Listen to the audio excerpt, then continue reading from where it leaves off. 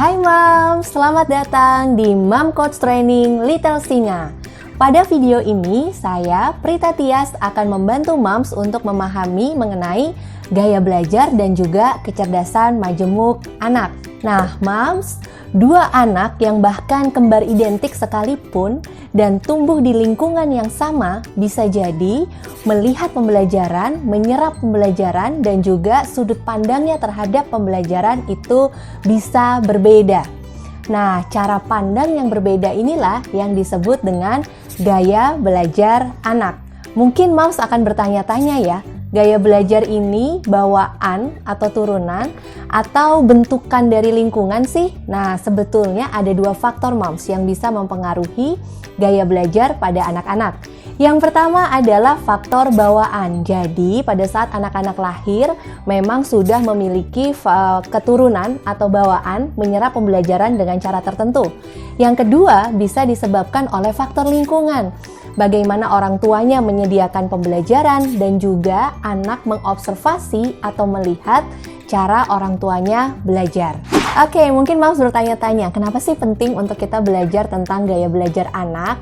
Nah, karena ini akan memudahkan moms coach semuanya kalau akan mendampingi anak-anak belajar di rumah pada saat membuka POTS nanti. Dan minimal ada 3 alasannya kenapa moms penting untuk memahami gaya belajar anak-anak. Yang pertama, supaya kita bisa menghargai cara mereka yang unik pada saat mereka belajar sesuatu. Yang kedua, supaya kita bisa memberikan cara pembelajaran yang tepat. Dan yang ketiga, dan ini paling penting moms, supaya anak-anak tidak jadi frustasi ketika mereka sedang berusaha untuk menyerap pembelajaran. Nah, minimal ada 4 gaya belajar yang mungkin dimiliki oleh anak-anak. Dan ini satu teori dari Neil Fleming. 4 gaya belajar itu adalah yang pertama visual, yang kedua auditory, yang ketiga, read or write, dan yang keempat, kinestetik. Nah, moms pasti bertanya-tanya ya, bisa nggak sih kalau anak saya punya lebih dari satu gaya belajar? Jawabannya bisa, karena memungkinkan pada seorang anak itu memiliki gabungan dari beberapa gaya belajar. Dan untuk moms yang anak-anaknya masih di bawah 3 tahun, sabar-sabar dulu ya, diamati dulu. Karena biasanya gaya belajar mulai terlihat di anak-anak usia 3 tahun, dan nanti pada saat anak-anak usia 6 tahun kita bisa observasi lagi. Karena sangat dimungkinkan ada gaya belajar yang mungkin sedikit bergeser. Itu tadi untuk 4 tipe gaya belajar. Sebentar lagi moms, kita akan mengupas ya satu persatu gaya belajar ini. Gaya belajar yang pertama adalah gaya belajar visual. Nah, ini artinya anak akan mudah menangkap dari apa yang mereka lihat. Mereka melihat, mereka membayangkan, mereka merekam, dan mereka memanggil ingatannya kembali dari otaknya dari apa yang mereka lihat. Oleh karena itu, mereka mudah sekali memperoleh informasi atau menyerap pembelajaran kalau mereka melihat gambar, melihat diagram, melihat ilustrasi, dan nantinya ketika sudah lebih besar, anak-anak dengan gaya belajar visual itu mudah belajar kalau mereka membuat mind map. Karena itu sesuai dengan apa yang ada di bayangan otak mereka. Nah, karena mereka sangat mudah mengenal bentuk, warna, bangun gitu ya. Berikut ini ada contoh-contoh aktivitas moms yang bisa kita berikan kalau anak kita gaya belajarnya adalah gaya belajar visual. Yang pertama, kita bisa berikan aktivitas seperti puzzle, balok yang disusun gitu ya. Yang kedua, kita bisa berikan aktivitas seperti bangun geometri atau pola.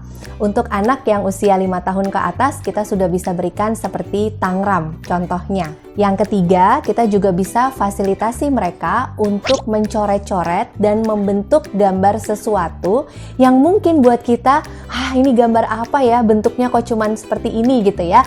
Tapi kita bisa tanyakan ke mereka, apa sebetulnya yang mereka maksud dengan coretan mereka itu. Dan yang keempat, kita bisa mengajak anak-anak untuk mengenali barang-barang yang ada di ruangan. Bahkan mengajak mereka untuk mengatur barang-barang yang ada di ruangan itu. Yang kelima, kita juga bisa mengajak anak-anak untuk bermain maze. Misalnya menghubungkan gitu ya, ada kucing mau pulang ke kandangnya. Bagusnya lewat mana ya ini? Dan maze ini bukan hanya melalui buku, tapi kita bisa ajak langsung anak-anak berkegiatan melalui maze atau labirin. Itu tadi contoh aktivitas yang moms bisa cobakan kalau anak-anaknya punya gaya belajar visual. Gaya belajar yang kedua adalah gaya belajar auditory. Nah, kalau ini jelas ya, karena auditory mereka mudah belajar dengan sesuatu yang mereka dengar. Baik itu ucapan, misalnya dibacakan buku gitu ya, atau storytelling, bisa juga melalui musik dan lagu. Anak-anak dengan gaya belajar auditory biasanya senang sekali kalau kita nyanyikan, dibacakan buku, storytelling, dan mereka fasih menyampaikan sesuatu. Di sisi lain, mereka juga biasanya suka berdiskusi atau debat loh moms. Jadi ya mungkin menguras kesabaran kita juga ya.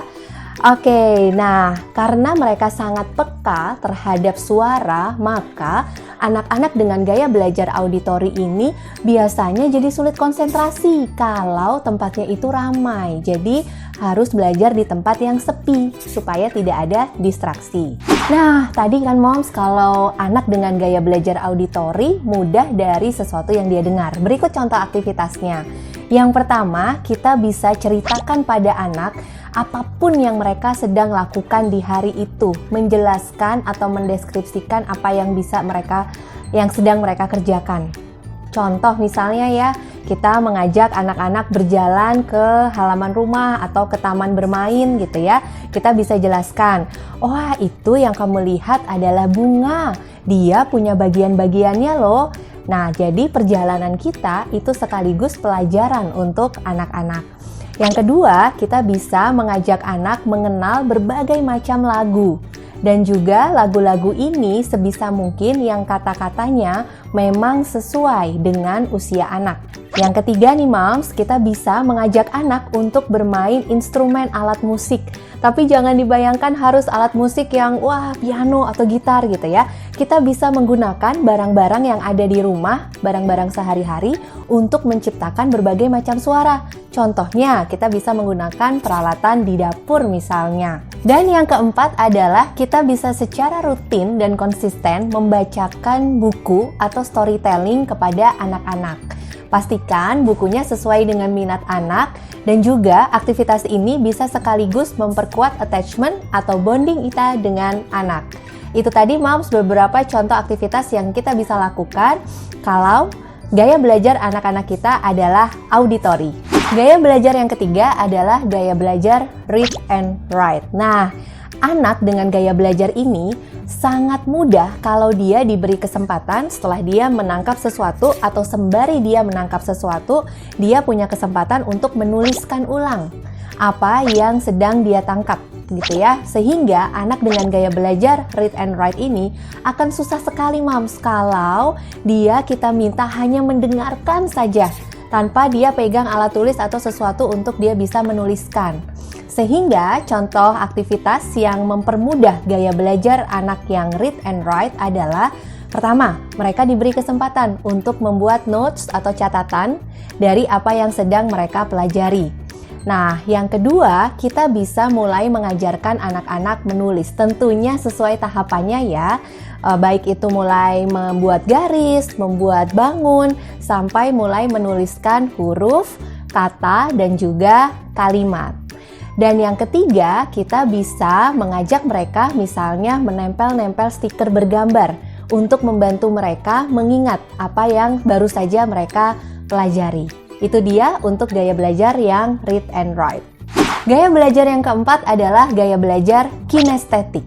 Nah, dengan gaya belajar ini, anak lebih mudah belajar kalau mereka diberi kesempatan untuk bereksplorasi, menyentuh sesuatu, membongkar pasang sesuatu. Karena gaya belajarnya seperti ini, seringkali anak-anak ini jadi terkesan kurang bisa diam gitu ya, atau bergerak terus kemana-mana. Dan moms, anak usia dini itu sebagian besar kita melihat mereka pasti memiliki unsur gaya belajar kinestetik. Nah, kalau anak tampaknya jadi nggak bisa diam gitu ya, mungkin banyak moms yang jadi bingung. Aktivitas apa nih yang harus saya berikan yang sesuai dengan gaya belajar kinestetik? Tenang moms, ada beberapa aktivitasnya.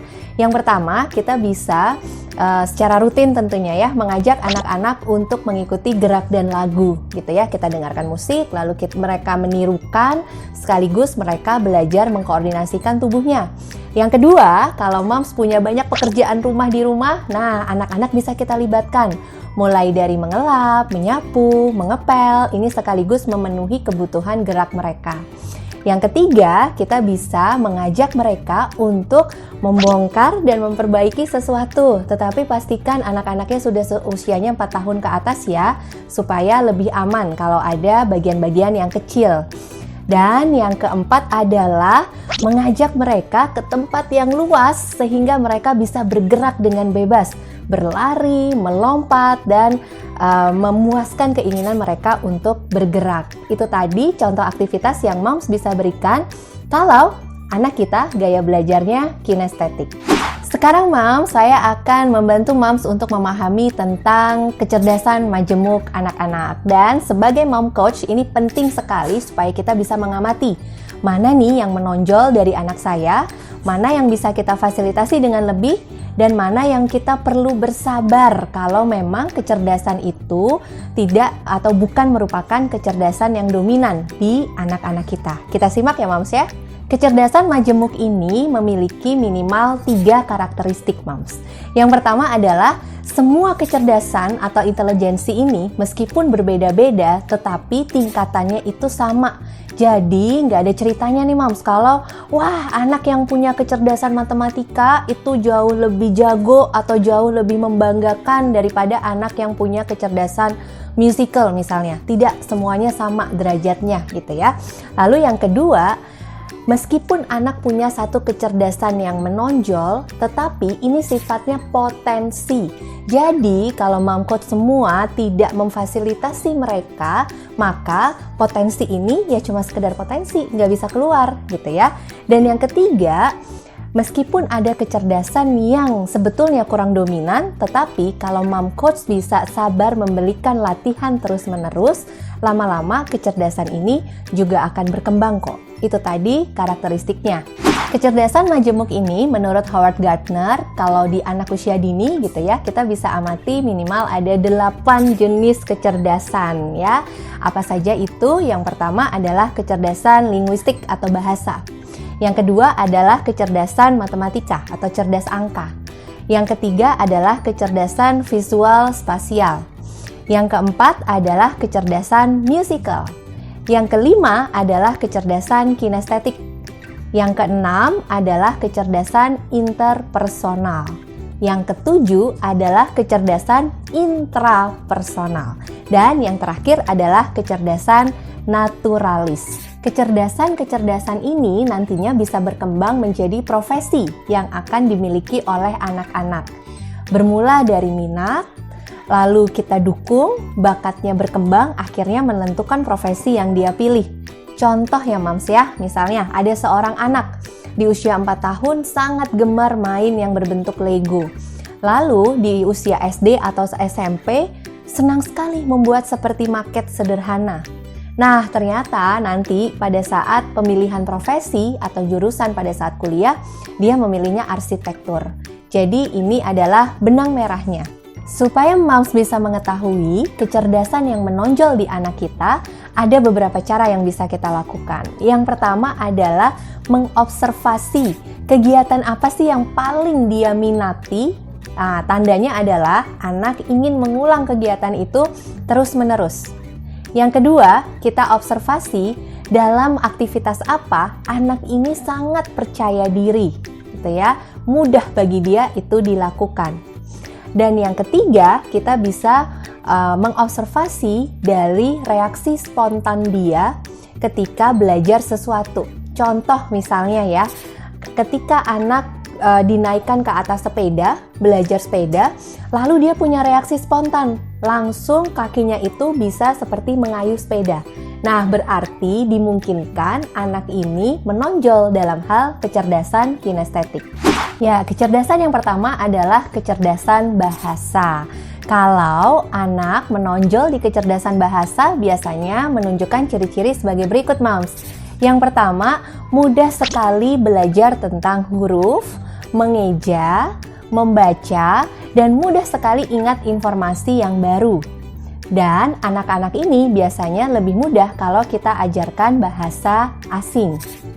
Yang kedua, mereka kuat sekali ingatannya kalau kita berikan istilah-istilah baru.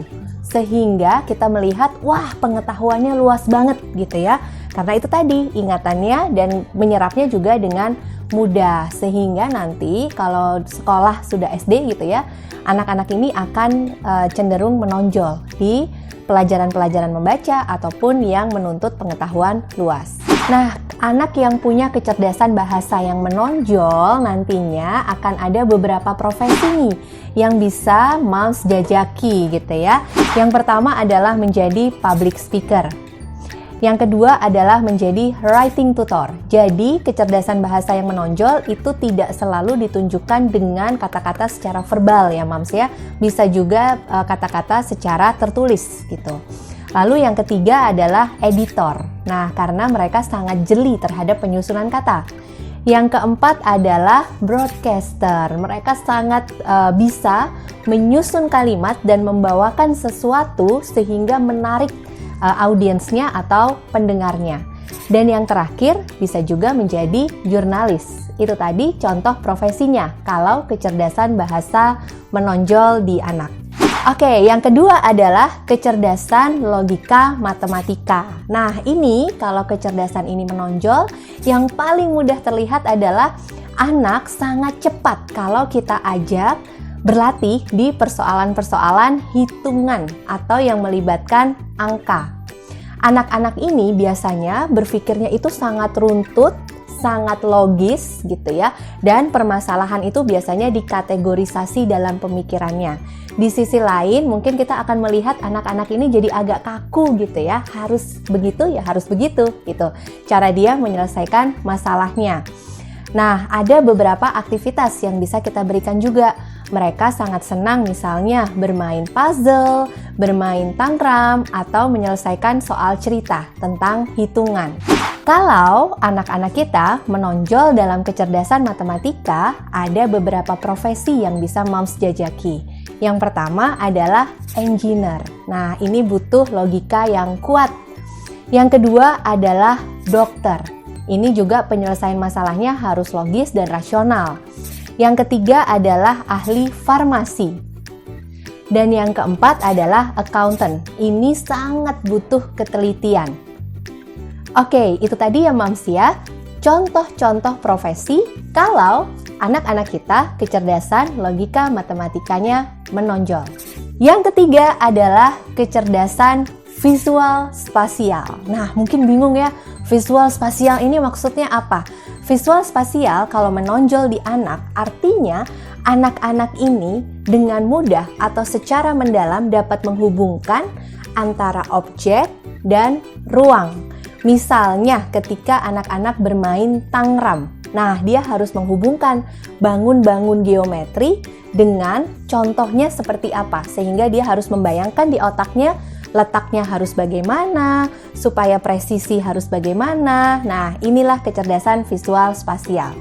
Ciri-cirinya biasanya anak ini seperti hafal dan mengetahui seluruh barang-barang yang ada di rumah. Dan kalau ada barang di rumah yang dipindah, mereka sangat peka moms. Gitu ya, misalnya nih moms pindah vas bunga di rumah. Mereka akan dengan mudah mengingat dan mengkritik. Loh, ini di mana ya? Kemarin kok ada di sini, sekarang kok nggak ada? Atau ini gantinya lebih jelek nih, lebih bagus yang kemarin gitu ya. Nah, maka anak-anak ini bisa kita ajak untuk mendekorasi ulang rumah kita gitu ya. Meminta mereka memikirkan bagusnya penempatannya di mana ya? Bagusnya penataannya di mana ya? Dan mereka sangat suka berpikir dalam bentuk visualisasi dan gambar. Kalau anak kita menonjol dalam kecerdasan visual spasial, ada beberapa profesi yang bisa kita jajaki. Yang pertama adalah arsitek atau perancang kota. Nah, ini sangat dibutuhkan untuk membayangkan konsep yang diminta dari klien gitu ya, sehingga menjadi suatu rumah atau suatu tatanan yang bisa dibangun gitu. Lalu yang kedua adalah fotografer. Nah, tampaknya profesi yang menyenangkan ya, tetapi ini sangat dibutuhkan kecerdasan visual spasial. Yang ketiga adalah pilot. Nah, ini nggak main-main nih moms. Ini kecerdasan untuk membayangkan ruang, membayangkan arah sangat penting di sini. Dan yang keempat adalah graphic designer. Itu tadi contoh profesinya. Kalau anak-anak kita kecerdasan visual spasialnya menonjol. Mungkin moms juga mulai bisa membayangkan dari sekarang ya, wah kegiatan apa nih yang bisa saya lakukan yang cocok untuk mendukung anak saya kalau menonjol di visual spasialnya. Berikutnya moms, kalau kecerdasan kinestetiknya yang menonjol. Nah, kecerdasan kinestetik ini artinya anak itu secara alami atau bakatnya sangat lincah, tangkas gitu ya, dan bisa mengkoordinasikan tubuhnya dengan baik gitu. Dan dia biasanya kinestetik ini bisa jadi gerak kasar atau gerak halus. Gerak kasar tuh misalnya begini, anak mudah sekali belajar seperti bermain sepeda, bermain skuter, sepatu roda gitu ya. Dia secara alamiah bisa mengkoordinasikan tubuhnya sehingga cepat belajar seperti itu. Atau kinestetiknya juga bisa gerak halus. Tangan-tangannya sangat terampil ketika diminta untuk membuat kerajinan tangan dari tanah liat misalnya, dan dia tidak takut kotor. Itu kalau kecerdasan kinestetiknya menonjol. Dengan karakteristik seperti itu, ada beberapa profesi moms yang cocok gitu ya kalau kecerdasan kinestetik anak kita menonjol. Yang pertama adalah berbau seni, misalnya dancer gitu ya, dibutuhkan sekali keseimbangan dan kelincahan. Lalu yang kedua misalnya craftsman atau seniman. Nah, ini sangat dibutuhkan keahlian motorik halusnya. Yang ketiga misalnya atlet. Nah, ini sangat butuh keseimbangan, stamina juga gitu ya. Dan yang keempat misalnya paramedik. Kalau moms merasa kecerdasan kinestetik anak-anak kita tinggi atau dominan, boleh juga mulai sekarang kita ajarkan atau kita perbanyak aktivitas-aktivitas yang bisa menstimulasi mereka. Berikutnya adalah kecerdasan interpersonal. Nah, kalau interpersonal itu hubungannya keluar ya moms ya ke orang lain. Biasanya kalau anak menonjol di kecerdasan ini, anak ini mudah berempati terhadap orang lain, mudah menyesuaikan diri dengan lingkungan, bisa memahami bagaimana sih seharusnya dia bersikap gitu ya, supaya hubungannya tetap baik dengan lingkungannya. Dan anak-anak dengan kecerdasan interpersonal ini biasanya akan mencari cara supaya dia bisa fit atau bisa cocok gitu ya dengan kelompok sosialnya. Bila anak memiliki kecerdasan interpersonal yang dominan atau menonjol, berikut beberapa alternatif profesi yang bisa kita jajaki ya moms ya. Yang pertama adalah menjadi konselor. Pasti dibutuhkan empati untuk bisa merasakan apa yang kliennya rasakan. Lalu yang kedua, social worker. Nah, ini cocok sekali karena anak pasti punya kepedulian yang luar biasa terhadap apa yang terjadi di sekelilingnya. Yang ketiga adalah berhubungan dengan child care. Ini butuh orang yang berempati, butuh orang yang peduli gitu ya. Dan yang keempat, diplomat. Nah, diplomat ini tampaknya berbeda ya dengan profesi yang saya sebutkan sebelumnya tadi. Tetapi anak dengan kecerdasan interpersonal yang menonjol itu juga mudah untuk bernegosiasi. Dan itu diperlukan untuk seorang diplomat. Berikutnya, kalau tadi sudah interpersonal, keluar ya moms ya. Sekarang intrapersonal, ke dalam ya. Anak dengan kecerdasan intrapersonal yang tinggi itu mudah sekali memahami apa yang sedang terjadi di dirinya sendiri. Dan biasanya tipe anak seperti ini itu pemikirannya mendalam gitu ya. Pertanyaannya juga pertanyaan-pertanyaan yang kritis gitu. Dan dia biasanya bisa menentukan kalau ada sesuatu yang terjadi, apa yang harus dia lakukan, apa yang harus dia putuskan gitu ya. Mudah untuk mengambil keputusan. Ada beberapa profesi yang cocok kalau kecerdasan intrapersonal anak-anak menonjol. Yang pertama adalah career counselor. Yang kedua adalah kriminologis. Nah, ini dibutuhkan pemikiran yang kritis atau analisa yang kritis, tetapi bentuk analisanya lebih banyak analisa di dalam dirinya, mencerna di dalam dirinya. Lalu yang ketiga contohnya adalah psikologis. Dan yang keempat contohnya adalah writer. Nah, pada saat proses menulis, misalnya menulis novel atau menulis buku, itu sangat dibutuhkan hubungan yang baik antara seseorang dengan dirinya sendiri. Mungkin moms bingung ya, aduh kalau anakku masih usia 3 tahun, 4 tahun, bagaimana bisa melihat kecerdasan intrapersonalnya menonjol? Biasanya moms kalau masih usia dini, salah satu cirinya adalah anak dengan kecerdasan intrapersonal menonjol itu mudah menyampaikan emosi yang dia rasakan. Dan selanjutnya kita bisa observasi lagi ketika anak-anak nanti usia 6 tahun ke atas. Yang terakhir adalah kecerdasan naturalis. Nah, kecerdasan ini dari namanya saja natural gitu ya. Kalau anak menonjol di kecerdasan ini, maka anak biasanya sangat tertarik, sangat enjoy, dan sangat curious ingin tahu dengan alam sekitarnya.